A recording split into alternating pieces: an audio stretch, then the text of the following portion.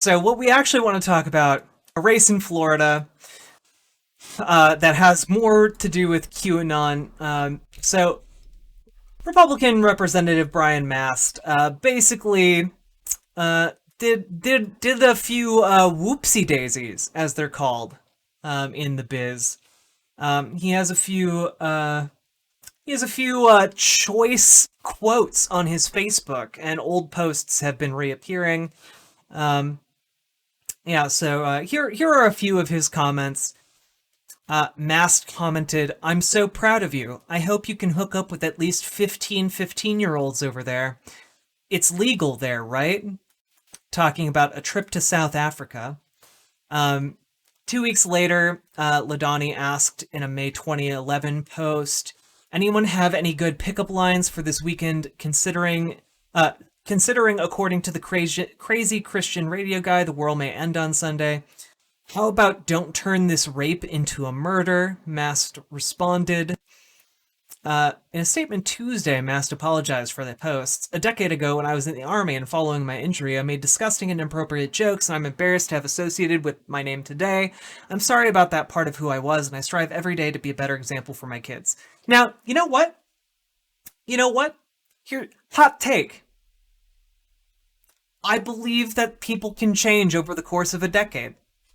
I believe that that's possible. I believe that people in the army say dumb shit all the time. I believe that as well. Um, so,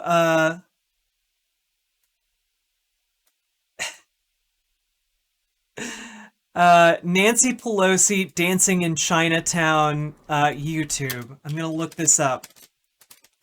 YouTube. Um,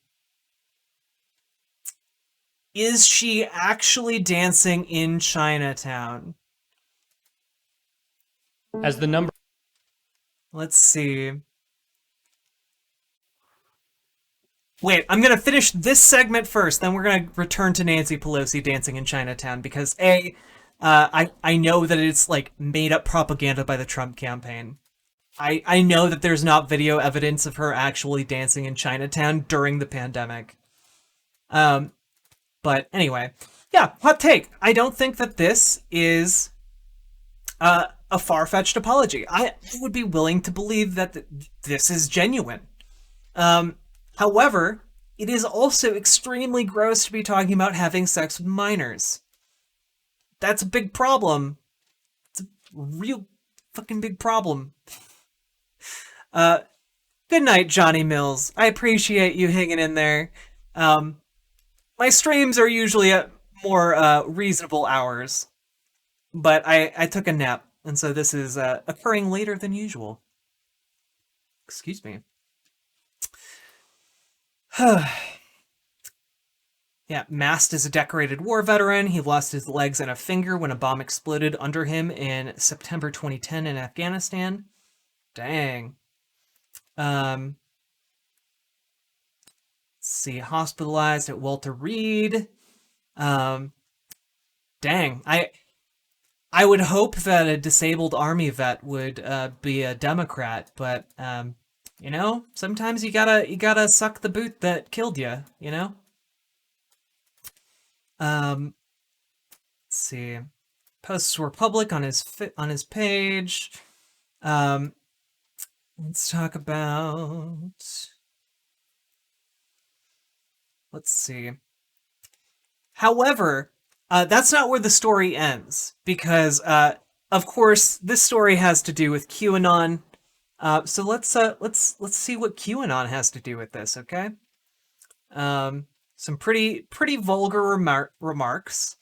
Um, Mast has the apparent upper hand in the 18th congressional district. Cool. But unfortunately for Mast, an independent candidate on the ballot, K.W. Miller, is publicly associated with QAnon, and Mast's remarks could hardly have been better tuned to send the movement's supporters fleeing from him and toward Miller. In fact, Miller was the first to call for him to resign from Congress in the wake of the news of the comments, noted Sabra Ingman, a spokesperson for Miller's campaign. Weird. I thought that the Conservative Party were the party of being able to take a joke, freedom of speech. I thought that conservatives were all for this stuff, but apparently not when it comes to QAnon. Let's take a look at. Oh, yeah. Uh, we'll get to this. As soon as the Sun Sentinel article came out that night, KW put up a video calling for his resignation, and then a bunch of other groups piled onto that. Ingman said, adding that particularly among women, some of whom have protested his office, the comment has deeply resonated in a negative way. She added that despite whatever he said on social media, Miller is not in fact a supporter or believer in QAnon. We don't know much about the QAnon groups. Like you said, they're very broad-based. There's a lot of individuals who are individually working in QAnon and all.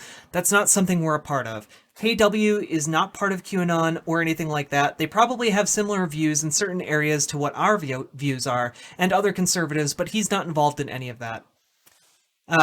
Mast's Democratic opponent, veteran Pam Keith, has also hammered Mast on the comments, running a 30-second ad that displays his Facebook posts next to an image of the late Jeffrey Epstein. Dang, that is a hard ad. Okay, you know what? Let's take a look at this. I'm Pam Keith, and I approved this message. I'm so proud of you. I hope you hook up with at least 15-year-olds over there. It's legal there, right? How about don't turn this rape into a murder? No, those aren't the words of this convicted sexual predator. They're the words of disgraced Congressman Brian Mast. Disgusting, dishonorable. Brian Mast, not the man we thought he was, unfit to serve. Okay, so A, this is an incredibly effective ad, and B, I'm not sure... Definitely not as fair as I am to Brian Mast. However, when it comes to campaigning and politics, an incredibly savvy move by Pam Keith here to take advantage to try and win this, okay? Momentarily in the national... Oh, yeah. So this KW Miller person, you might have seen it earlier. He claims that Beyoncé isn't actually black.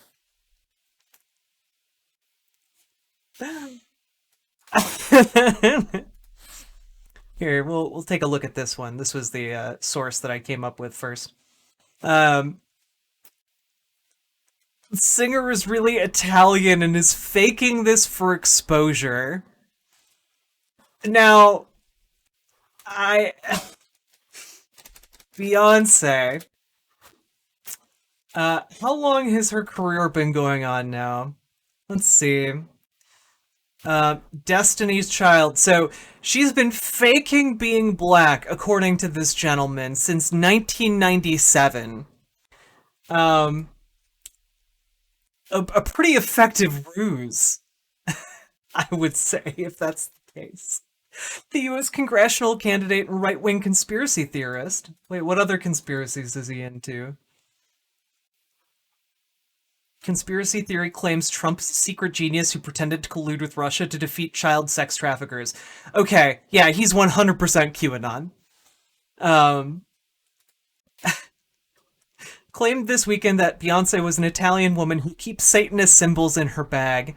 In the comments that have since been condemned, Florida conservative KW Miller used Twitter to denounce Beyoncé's Black American background and the BLM movement. The candidate for Congress in the 18th Congressional District wrote on Saturday, Beyoncé is not even African American. She's faking it for exposure. Her real name is Anne Marie Lastrassi. She's Italian. Mr. Miller also claimed that Beyoncé, who he has said is on notice, had been involved in a Soros deep state agenda for the Black Lives Matter movement. By the way, guys, I don't read these articles before I go into them with you here. So this is just me genuinely reacting to this. How do I... You mean Martin Shkreli, the guy who jacked up prices by like 12,000%? Yeah, I hate his guts, and he deserves to rot in prison, along with other people who do similar things. Yeah, as someone who runs a highly influential Twitch stream for lefty politics, I'm still waiting for my Soros bucks, okay? When those come in, it's over for all of you conservatives out there, okay? That Twitter post, which has since been retweeted more than 20,000 times, was tagged with Great Awakening, Trump 2020, and QAnon. Okay, yeah. He added on Sunday that QAnon, the unsubstantiated deep state plot to overthrow U.S. President Donald Trump, supported him.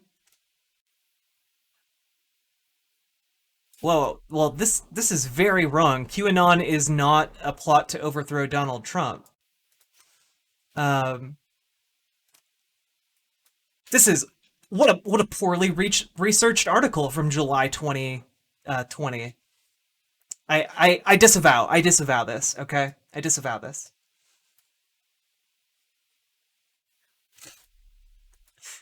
Actually, I need to cite my sources in the video that I edit out of this. So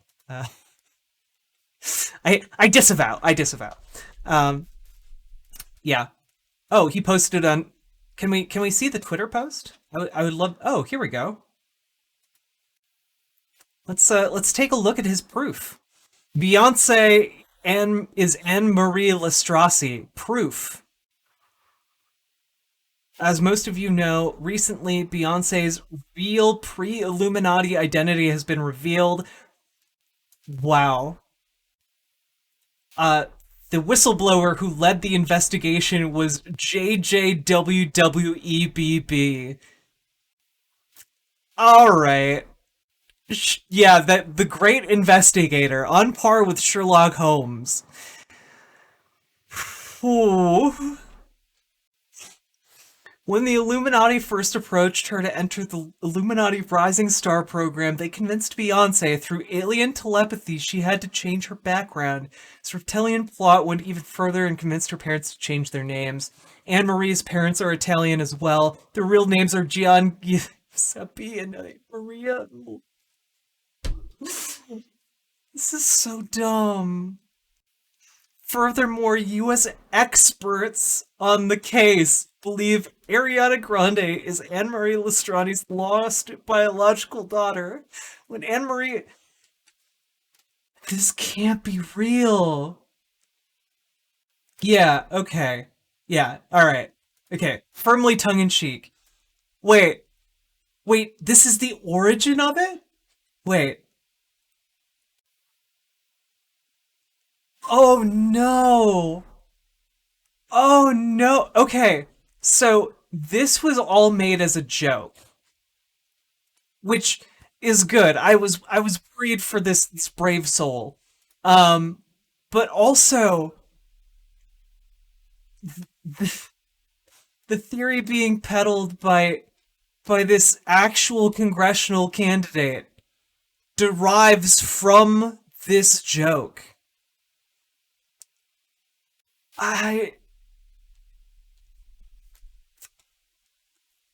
Conservatives, man. I can't with you people.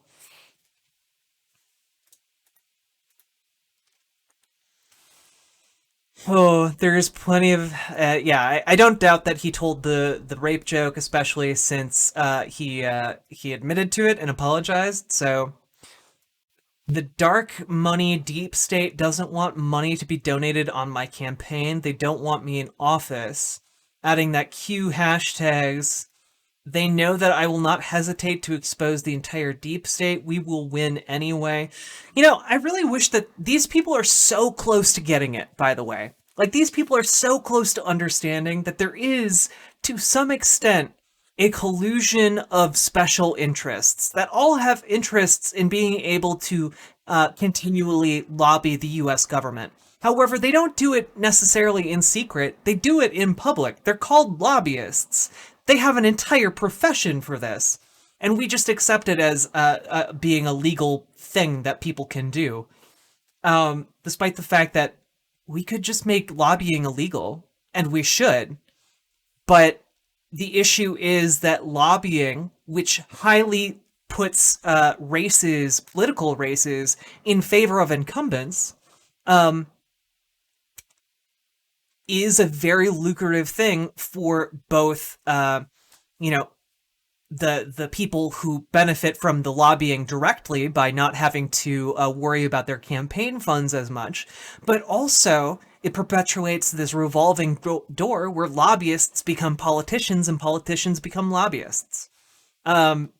It's that's the real conspiracy going on, but it's not being done behind closed doors. It's just being done right in front of your faces, and people just generally don't care because it's kind of a boring topic to talk about. It's much more exciting to phrase it as being a deep state conspiracy.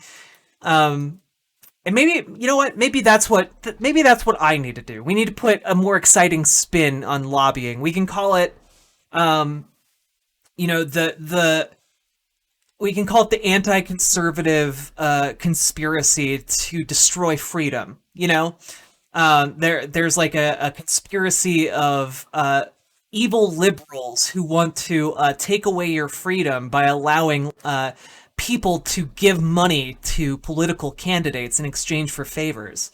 You know, we could call it the anti-conservative movement to kill freedom. You know, something like that. Uh,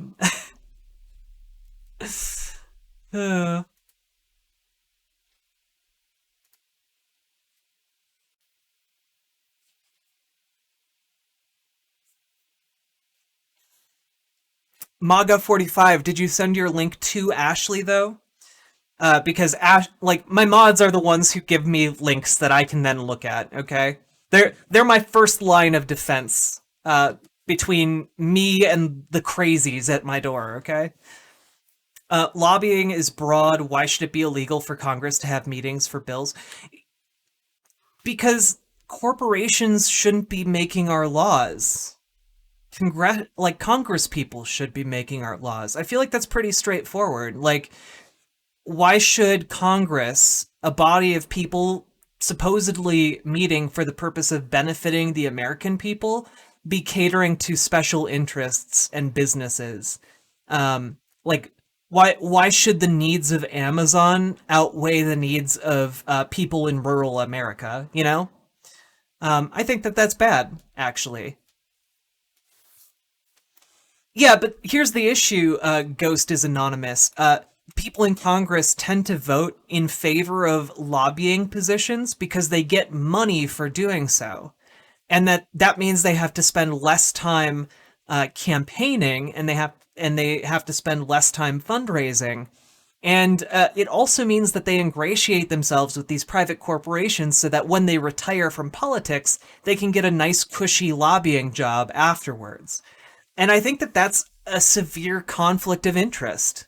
I think that it distorts our political system and political process. And the other issue is that you have groups like, I don't know if any of you remember this, but you have groups like ALEC, ALEC, that literally write legislation, and then people like Congress people, lawmakers, will take that exact legislation and put their name on it and say that it's their bill. There have been multiple instances. I'll find a clip. I'll find a clip for you.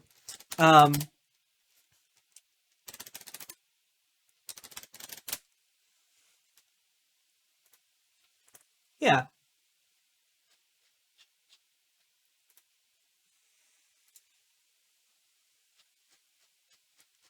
I'm looking for the clip. Plenty of articles on it, but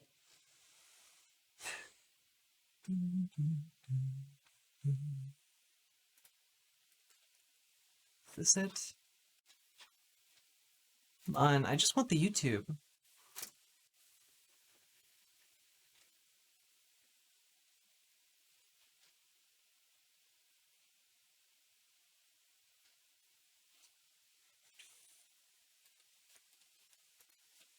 Bots.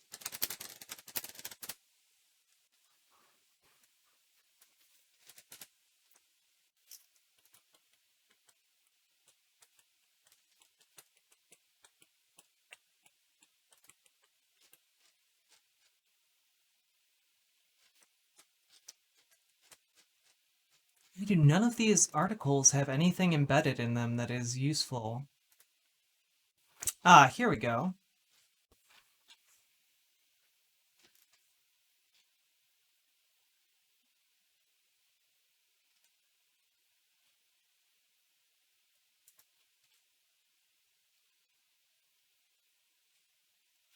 Oh, the links are dead! No! Why? Why are you doing this to me, Internet?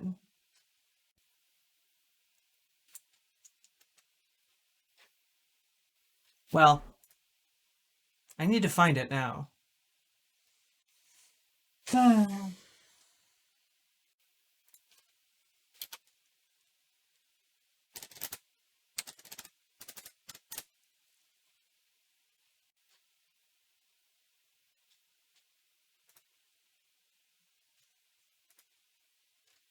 Is this it? Wait, what? What? What?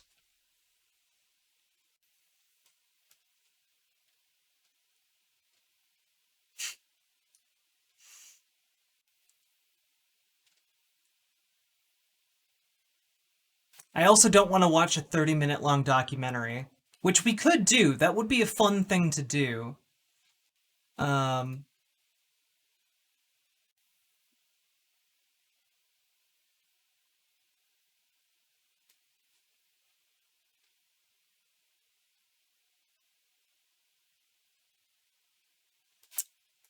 all right, I'm just gonna put this documentary in on the back burner. We can learn about Alec together, okay? But it happens. Um,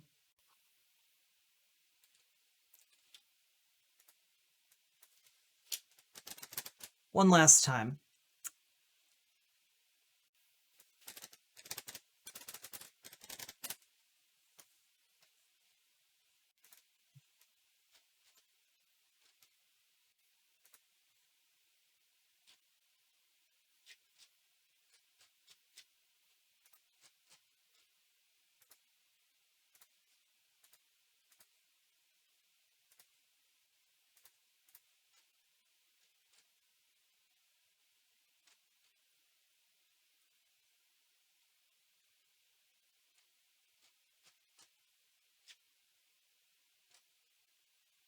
Hmm. Still not good enough. Anyway, sorry about that.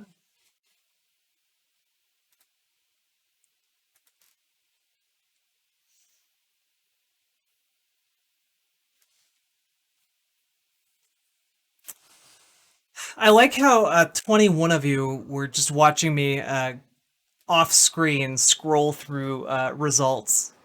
But yeah, no, Alec has long been a collection of private interests that write bills for senators and congresspeople, and then those senators and congresspeople introduce them verbatim with their name slapped on. And there was an incident at some point where one of said bills got called out on like the floor of the lawmaking body somewhere. I don't remember the details. It was several years ago. Um, and essentially the argument was, or not argument, but essentially they got caught because there was still an Alec watermark all over the paper. Um, so it happens. Um, and it's a problem. I think very clearly a problem when corporate interest conflicts with the will to improve the lives of working people.